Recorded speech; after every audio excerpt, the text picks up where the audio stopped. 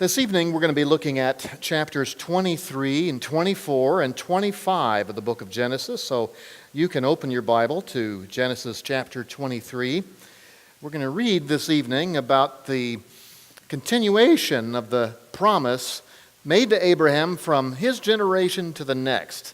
We're going to see, beginning in Genesis 23, how Abraham starts to take a tiny bit of possession of the land.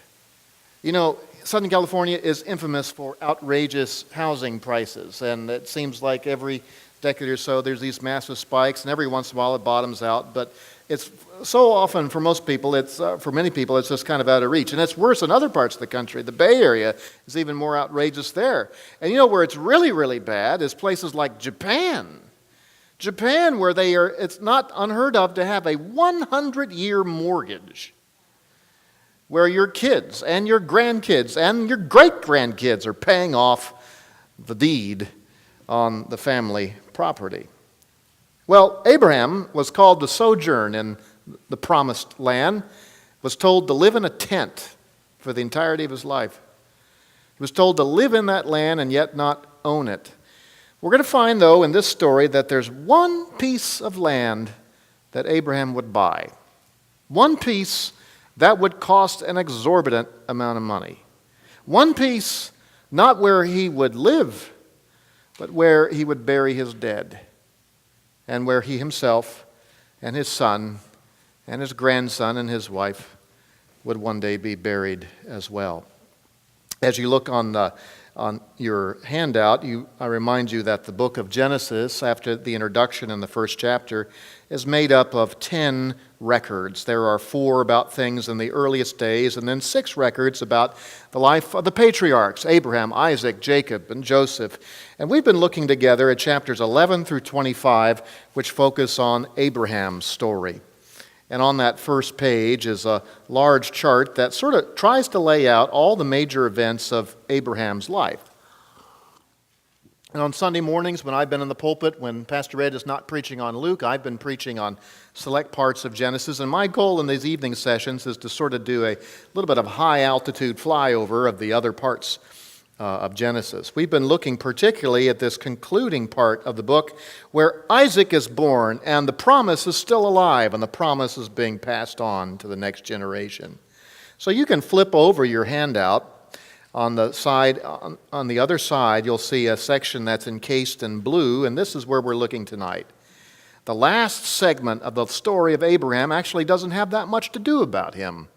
It's more about how he's passing on things, getting his house in order for the next generation. After the great story of the test of his faith in chapter 22, the rest of the references to Abraham are about his getting his house in order, getting ready to die, taking care of the death of his wife and where she'll be buried, and making sure that his son is able to start his own family. And the way all of that takes apart is another evidence of the great providential hand of God. We're going to actually read a bit about Isaac in the stories we'll look at tonight. Although his story will start in earnest later on in the middle of chapter 25, there's a transition, though, that starts here. And we come now to chapter 23. And over on this column in your handout, we see it's about Sarah's death and Abraham's first purchase of land. We read about the death of Sarah and Abraham's mourning in verses 1 and 2 of chapter 23. Now Sarah lived 127 years. These were the years of the life of Sarah. Sarah died in Kiriath Arba, that is, Hebron, in the land of Canaan. And Abram went in to mourn for Sarah and to weep for her. 127 she lives to be. Now, Abraham will outlive her by about half a century. But at this point when she dies, they have been living together in the land for 62 years. 62 years of living in tents. That's intense living, isn't it? The only land they own was hardly land, it was a well down in Beersheba. They made a covenant that he could dig and own a well. And that was it. And now they're about to buy one more piece of real estate, and it won't be a place for them to live, but a place for them to die. Kiriath Arba, we're told that's the old name for the place. It means the village of four. But it became better known later as Hebron. It would become the capital of David's kingdom. That was the first place that David reigned from. It would be closer to these events, though, the burial place of Abraham and Sarah, of Isaac and Jacob and Leah. And then in verse 3, we're told about the negotiations he makes with the Hittites, or the sons of Heth at least, to buy a burial plot. He makes an initial request in verses 3 through 7 that is accepted. Verse 3 says, Then Abram rose from before his dead and spoke to the sons of Heth. The Heth is one of the descendants of Canaan. These are a kind of Canaanites who are inhabiting this land around Hebron. And he says to them in verse 4, I am a stranger and a sojourner among you. Give me a burial site among you that I may bury my dead out of my sight. I'm a stranger, a sojourner. This is not my land. In a way, it was his land, and yet it wasn't. You know, that is a metaphor that the Bible uses over and over again about God's people. You and I are strangers and sojourners. You might have a lease, you might have a mortgage, you might have deep roots in Southern California. But spiritually speaking, you are a sojourner. You're just passing through. Now, in a sense, the land is yours because we're told by our Lord Jesus, the meek will inherit the earth. There's an inheritance of the new heaven and the new earth to come that God's people will enjoy. But spiritually speaking, we are misfits.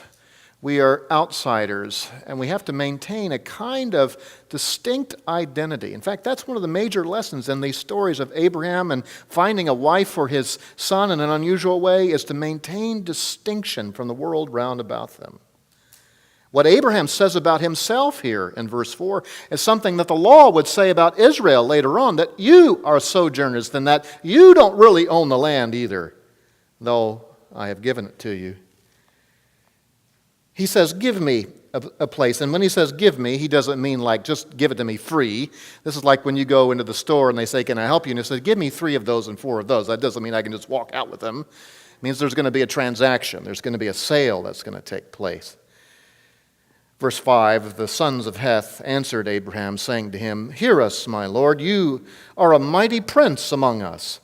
Bury your dead in the choicest of our graves. None of us will refuse you his grave for burying your dead.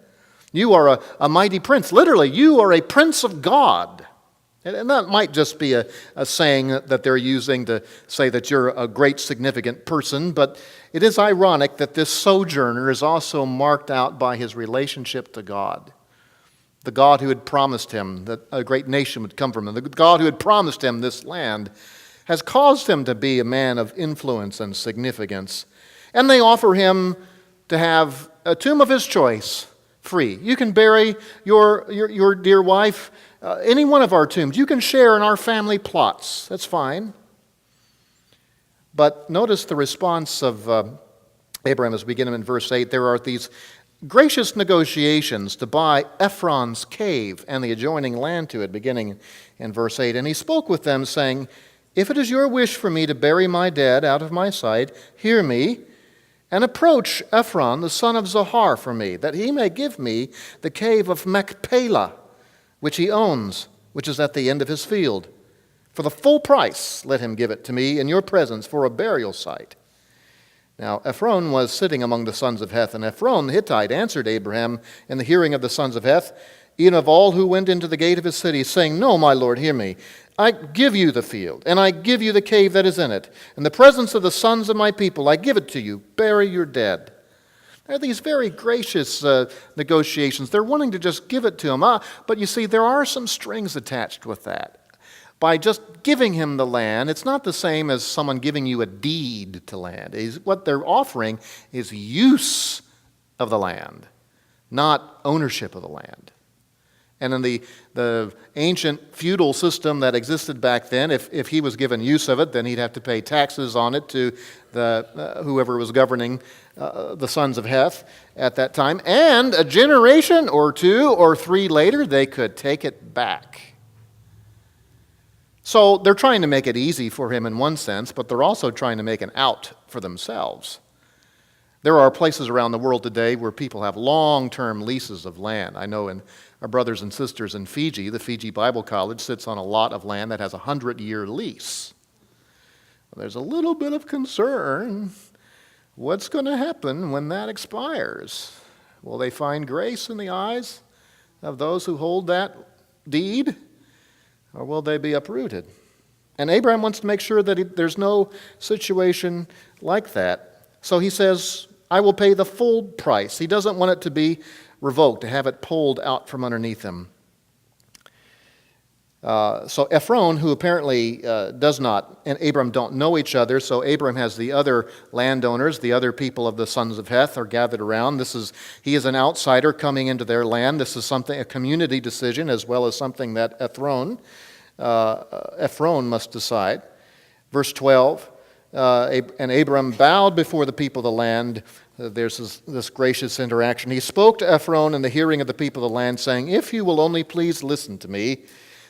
Now let's listen to me now. I really need to buy the land. I will give the price of the field. Accept it from me, that I may bury my dead there. Then Ephron answered Abraham, saying to him, my lord, listen to me. A piece of land worth 400 shekels of silver? What is that between you and me? So bury your dead. Now, here, I think the graciousness is perhaps given way to a little bit of exploitation. I think Ephron is being a little sarcastic. 400 pieces of silver, what's that between you and me? Well, 400 shekels, 400 pieces of silver is 10 pounds of silver. This is a large amount of money. The average ancient worker could expect to earn 10 shekels of silver per year. When Jeremiah, the prophet, was instructed by the Lord to go buy back some of his ancestral land in Asheroth, he paid 17 shekels. Later on in Genesis, when Joseph will be sold into slavery, he'll be sold for 20 shekels. 400 shekels. But what's that between you and me? It might be that Ephron is trying to call us bluff. Well, Abraham pays it. He doesn't want there to be anything to defile this place where his wife will be buried, where he will be buried, his son and his grandson will be buried. Verse 16, Abraham listened to Ephron. Abraham weighed out for Ephron the silver which he had named in the hearing of the sons of Heth, and before all these witnesses, 400 shekels of silver, commercial standard.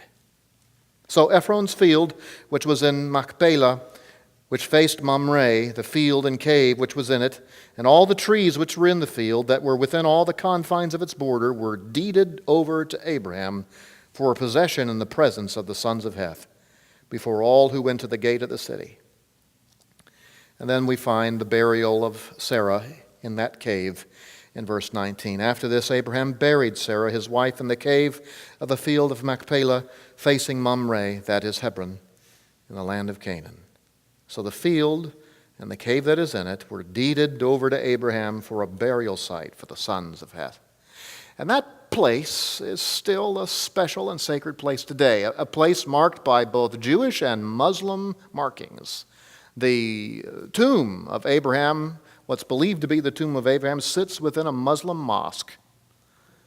And there's another side door for which Jews can come in, and they come at alternating times of the day and the week there to pray. The first piece of land he owns is the burial place.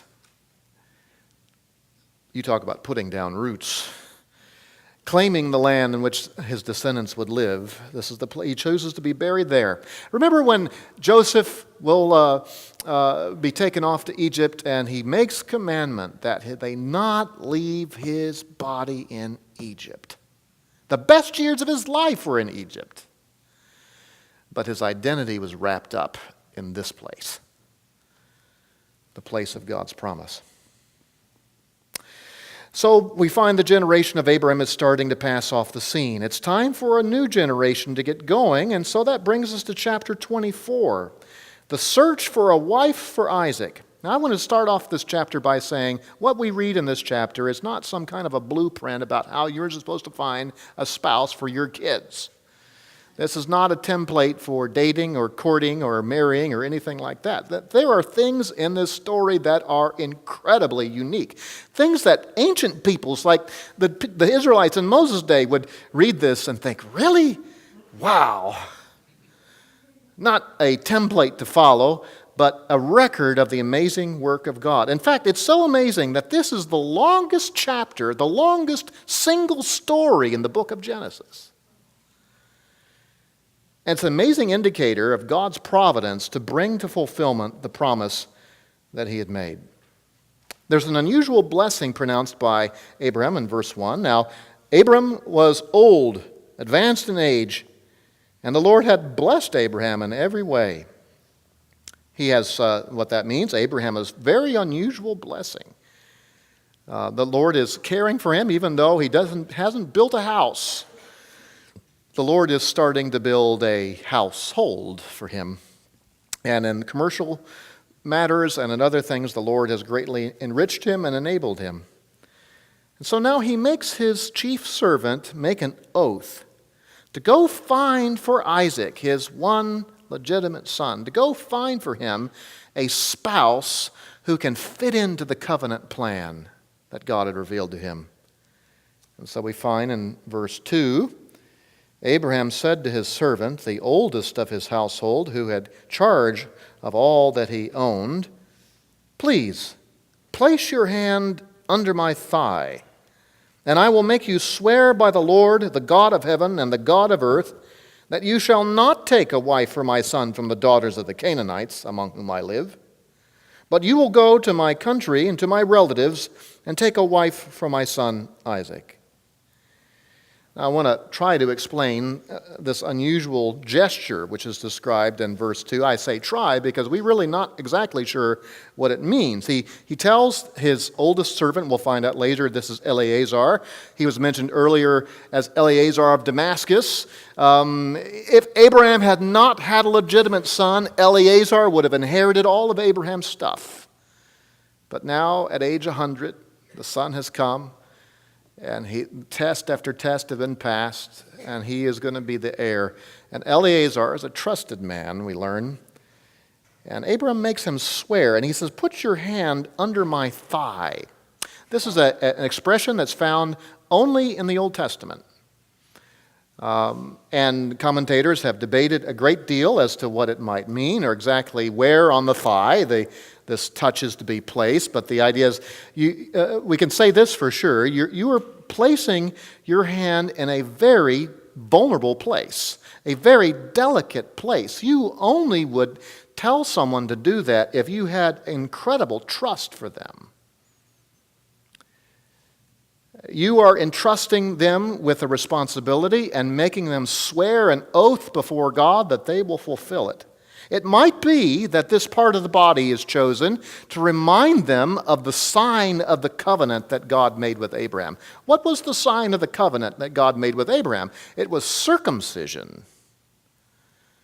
That medical touch, if you will, on the part of the body from which future generations would come.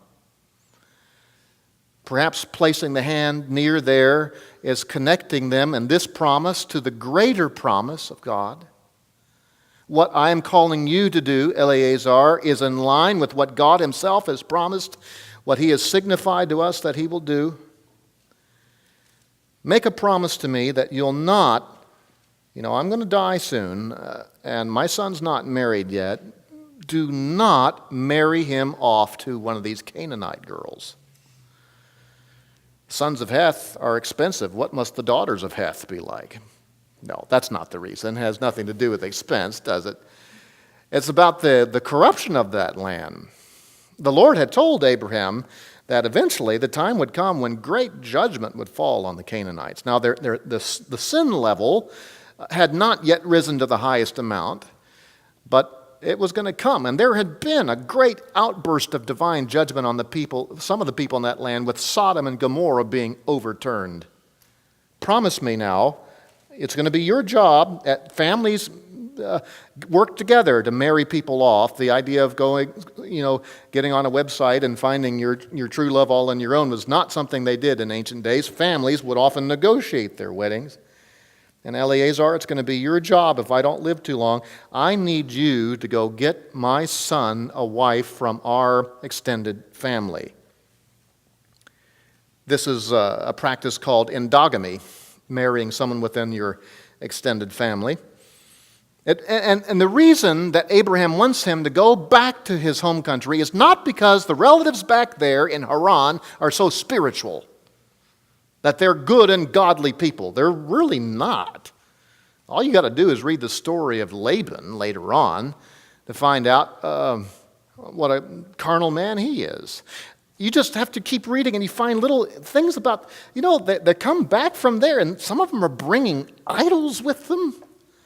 No, it's not because they're great spiritual people, but they are far better than the Canaanites.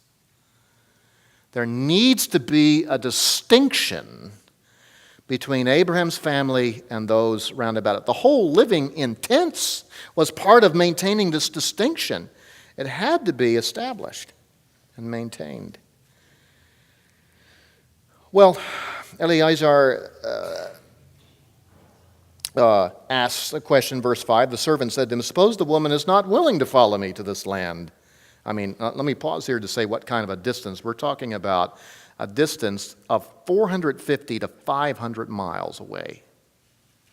We're talking about a journey of 3 to 4 weeks on foot if you're traveling 25 miles a day. With a caravan, 20 miles a day. This is a great journey. A lot of people, it would be the journey of a lifetime. What if she doesn't want to come? Verse 6, then Abraham said to him, beware that you do not take my son back there.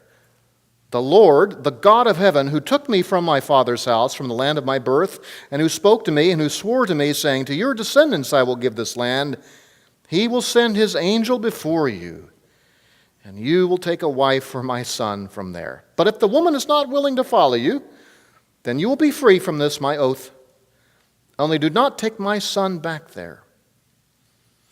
And the reason he's not supposed to take him back there is not just because they're unbelieving pagan family members back there, but that would be abandoning the place of promise. Yes, if this doesn't turn out, we don't know what we're going to do, but we'll just wait on the Lord. We'll wait on the Lord. Now, I have it from very good authority, Abraham says, that the Lord is going to send his angel and open up the way. But now if it doesn't, don't take him back. We're not abandoning ship. All is not lost. My, if that isn't a lesson that Abraham hadn't learned through all the ins and outs he'd been through. Just when it seems like all is lost, remember, all is not lost. God holds firm his promise. Well, we find now in the longest saga in Genesis, verses 10 through 61, the divine appointment with Rebekah. Eleazar arrives in Nahor and finds an answer to his prayer in verses 10 through 28, and I'll go somewhat quickly through this section. Then the servant took 10 camels from the camels of his master and set out with a variety of good things of his master's in his hand, not just to sustain him, but as wedding gifts, as marriage exchanges. And we're told he arose and went to Mesopotamia, to the city of Nahor. He made the camels kneel down outside the cities by the well of water at evening time, the time when women go out to draw water. Now let me pause to say here that 3 to 4 weeks just passed between those two verses. Long, arduous weeks. Now I'm going to show you on the screen here, I have a map that will show you the great distance that he's traveled. They were all the way down here in Hebron. And up and up and up and up and up and up they've gone all the way into this region of Padan Aram to Haran. It's been a long, arduous journey. In verse 12, he said, O Lord, The God of my master Abraham, please grant me success today, and show loving kindness to my master Abraham. Behold, I am standing by the spring, and the daughters of the men of the city are coming out to draw water. Now may it be that the girl to whom I say, please let down your jar so that I may drink, and who answers, drink, and I will water your camels also, may she be the one whom you have appointed for your servant Isaac. And by this I will know that you have shown loving kindness to your master. Now maybe that doesn't seem like such an extraordinary test to you, but this is not a normal display of hospitality. These camels, these 10 camels, have just traveled about 500 miles. Thirsty camels can drink huge amounts of water. When they're really thirsty, up to 25 gallons at one sitting. 100 liters. The average equipment used to draw things out from a well, the average size of a jar would mean it would take 8 to 10 jars per camel and hundreds of dippings in the well to feed these, to water these 10. That would take hours. This is far beyond the normal custom of hospitality and showing kindness, especially to someone you didn't know at all. Maybe Eleazar was looking for someone with the same kind of generosity that Abraham had, someone to match that to bring into the family. Well, we're told in verse 15, before he had finished speaking, behold, Rebekah, who was born to Bethuel, the son of Milcah, the wife of Abraham's brother Nahor, came out with her jar on her shoulder. The girl was very beautiful, a virgin. No man had relations with her. And she went down to the spring and filled her jar and came up. And the servant ran to meet her and said, please, let me drink a little from your jar. She said, drink, my lord. And she quickly lowered her jar to her hand, gave him a drink. Now, when she had finished giving him a drink, she said, I will draw also for your camels until they have finished drinking. So she quickly emptied her jar into the trough and ran back to the well to draw, and she drew for all his camels. Meanwhile, the man was gazing at her in silence to know whether the Lord had made his journey successful or not. When the camels had finished drinking, the man took a gold ring weighing a half shekel and 2 bracelets for her wrists weighing 10 shekels in gold. That is 2 bracelets, each worth a whole year's wages. And said, whose daughter are you? Please tell me, is there room for us to lodge in your father's house? She said to him, I am the daughter of Bethuel, the son of Milcah, whom she bore to Nahor. Again she said to him, we have plenty of both straw and feed and room to lodge in. Then the man bowed low and worshiped the Lord. He said, blessed be the Lord, the God of my master Abraham, who has not forsaken his loving kindness and his truth towards my master. As for me, the Lord has guided me in the way to the house of my master's brothers. Then the girl ran and told her mother's household about these things.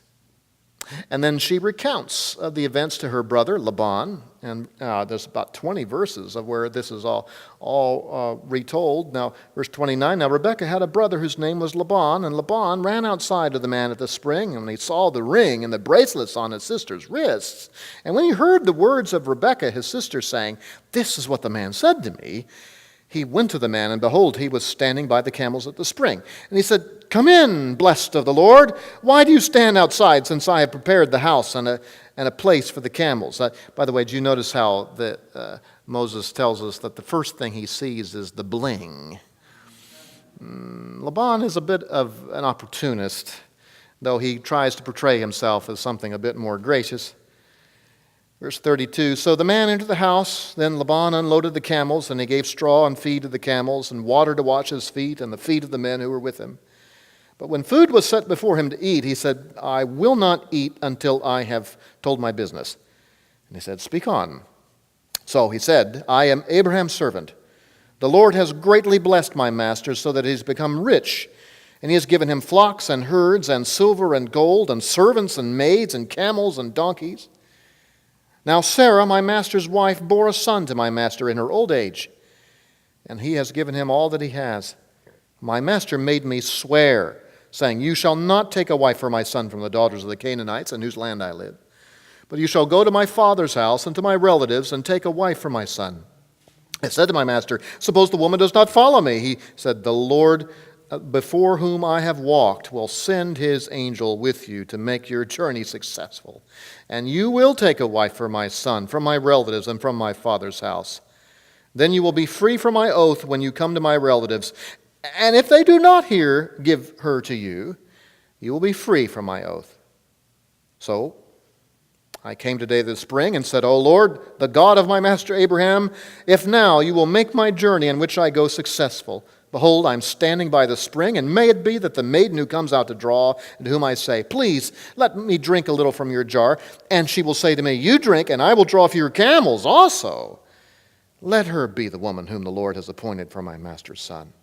Before I had finished speaking in my heart, behold, Rebekah came out with her jar on her shoulder and went down to the spring and drew. And I said to her, please let me drink. She quickly lowered her jar from the shoulder and said, drink, and I will water your camels also.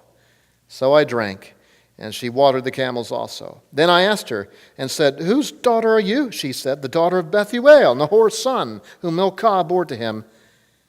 And I put the ring on her nose and the bracelets on her wrists. I bowed low and worshiped the Lord and blessed the Lord, the God of my master Abraham, who has guided me in the right way to take the daughter of my master's kinsman for his son. So now, if you are going to deal kindly and truly with my master, tell me, and if not, let me know, that I may turn to the right hand or the left.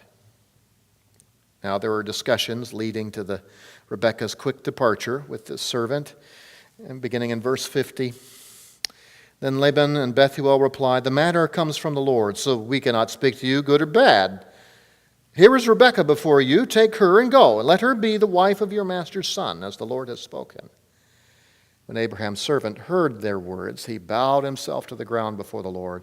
The servant brought out articles of silver and articles of gold and garments and gave them to Rebekah. He also gave precious things to her brother and to her mother. This is another installment in the marriage price. And in marriages, families would give great gifts to one another. The closest I think we get to this nowadays is the groom's family pays for the rehearsal dinner, and the bride's family pays for everything else. Well, not quite everything else, but they pay for the reception. And the giving of gifts between families, that's what's taking place here. It's not a bribery. It's not, by the way, he's not paying for her like a slave. It's not that sort of thing. It's the interaction between these extended parts of the family. Verse 54, then he and the men who were with him ate and drank and spent the night. When they rose in the morning, he said, send me away to my master. But her brother and her mother said, let the girl stay with us a few days, say 10. Afterwards she may go. Let's have a little cooling off party now. He said to them, do not delay me. Since the Lord has prospered my way, send me away that I may go to my master. And they said, we will call the girl and consult her wishes, which, by the way, is a pretty rare thing in those days. Consult with her. Now, it was not uncommon for young marriageable daughters to speak their mind, whether they were asked or not. But to make this part of the plan, well, let's make sure that she really wants to do this. Verse 58, then they called Rebekah and said to her, will you go with this man? And she said, I will go. Just like Abraham answered the call out of nowhere to go to a place he'd never been, a land he didn't own, look what Rebekah does. The same thing. It's the hand of God bringing all this about. Verse 59, thus they sent away their sister Rebekah and her nurse with Abraham's servant and his men. They blessed Rebekah and said to her, may you, our sister, become thousands of 10,000s, and may your descendants possess the gate of those who hate them. In other words, may you live long and prosper. May you be the part of a great nation that has victory. Now, do those words sound a little bit familiar to you? Isn't this part of the blessing that was made to Abraham? I will make your name great. and cause you to be a blessing, and you, all the nations of the earth, shall be blessed. And we're told, even right after he was willing to sacrifice his son, it was said to him, and you will possess the gate of your enemies. Here are these descendants of Abraham who don't know that story and probably don't even know the Lord, echoing the very promises of God and their blessing to her. The fingerprints of God are all over this unusual story. Verse 61, then Rebekah arose with her maids, and they mounted the camels and followed the men. So the servant took Rebekah and departed. And then you see that Isaac and Rebekah meet and marry in the end of this chapter. The exciting arrival of the caravan is the first thing mentioned in verse 62. Now, Isaac had come from going to Be'er Lahai Roi, which is not exactly on the top 10 destination list anymore. This was a place named by Ishmael when he had been rescued in the wilderness by the angel of the Lord. It means the well of the living one who sees. Isaac had been living there where Ishmael had been for some time. He was living out in the Negev, the southern deserts. Isaac went out to meditate in the field toward evening, and he lifted up his eyes and looked, and behold, camels were coming. Rebekah lifted up her eyes, and when she saw Isaac, she dismounted from the camel. She said to the servant, who is that man walking in the field to meet us? And the servant said, he is my master. And she took her veil and covered herself. This is the token of when you're in public, this is an indicator that you were a responsible woman. Those who usually were unveiled were either slaves or prostitutes. She took her veil, covered herself. The servant told Isaac all the things that he had done. Then Isaac brought her into his mother Sarah's tent. And he took Rebekah, and she became his wife, and he loved her. And thus Isaac was comforted after his mother's death. The reference to her being brought into the tent is not about the consummation on their wedding night. To be brought into her mother's tent means that she is now taking the place as the mistress of the household. She's in charge. The wedding details are skipped over because what was more important was the marriage and this new family that the Lord was piecing together. Well, quickly we'll take a look at the last segment of the story of Abraham. It's just 11 verses.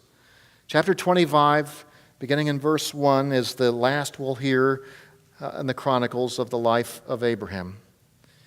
It's the death of Abraham. We learn about his later years in verses 1 to 4, that he had another marriage to a woman named Keturah. Now, Abraham took another wife whose name was Keturah. She bore to him Zimran and Joshkan and Madan and Midian and Ishbak and Shua. Jokshan became the father of Sheba and Dedan, and the sons of Dedan were Ashurim and Letushim and Leumim.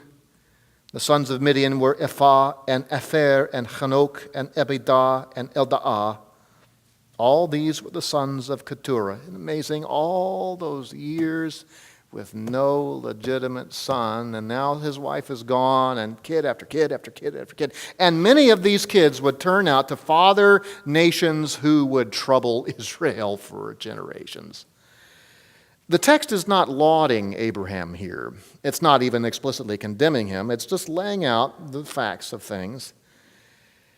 Now, Abraham, we're told in verse 5, gave all that he had to Isaac. Isaac was the legitimate heir. But to the sons of his concubines, and we might think that Keturah is also a concubine, as well as Hagar, who gave him Ishmael, to the sons of his concubines Abraham gave gifts while he was still living, and sent them away from his son eastward to the land of the east. Abraham, generous, doesn't by law owe anything to them. If you are the son of a concubine, is a kind of wife. Legally, there is a spousal relationship, but the concubine is also a servant to the husband. And so children of a concubine are not heirs. They are viewed, in a sense, as servants. They have no inheritance. Abraham doesn't have to give them anything by custom, but he goes beyond custom, and gives to them.